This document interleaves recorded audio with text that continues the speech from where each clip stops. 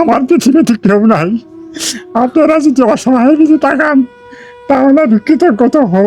আমার মা মারা গেছে, আমার আব্বু ছাড়া এই দুনিয়াতে কেউ নাই, আমার আব্বুরে বাঁচান। তার একটা লাঞ্চ কাইডে ফেলাইছে, আবার অবসরে ডেট পড়ছে, সে যে বাইচা আছে এটাই বেশি। দুনিয়ার মধ্যে কত মানুষ কত কষ্টে আছে। আজকে দেখেন আপনার একটা কষ্টের মানুষ দেখামো, যেটা দেখলে আপনারা অবাক হয়ে যাবেন গা।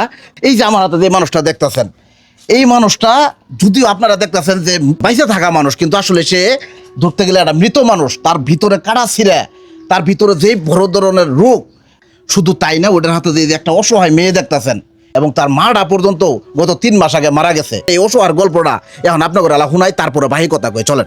আজ থেকে 3 বছর 3.5 বছর আগে অপারেশন করছিলাম, লাঞ্চ অপারেশন করছি। এই অপারেশনে প্রায় আমার 7 লাখ টাকার মতো খরচ হয়েছে। বর্তমানে সেই জায়গায় আর টাকা লাগবে, মনে করেন প্রায় 5-7 লাখ টাকার মতো লাগবে। একটা মৃত মানুষ দাঁড়ায় আছি, আপনার কাছে আকুল আবেদন, আমাকে সাহায্য করুন। এর মধ্যে আসলে অসহায় মানুষ কারে কয়? দুনিয়ার মধ্যে কত মানুষ কত ধরনের কষ্টে আছে। এই ছোট একটা মাসুম বাচ্চা, ওর ইচ্ছা হইতেছে না দুনিয়াতে সুন্দরভাবে থাকবো, কিন্তু কপাল নাই, তার মাওটা মারা গেছে।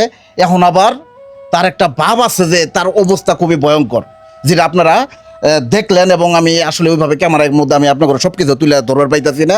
তো এখন আপনার কাছে একটা অনুরোধ, যে স্ক্রিনের মধ্যে যে নাম্বারটা দেখতেছেন, এই নাম্বারটা হইতেছে ওনার বিকাশ নাম্বার। আপনারা দয়া করে যে যা পারেন এই জায়গা তো একটু সাহায্য করবেন এই নাম্বারে।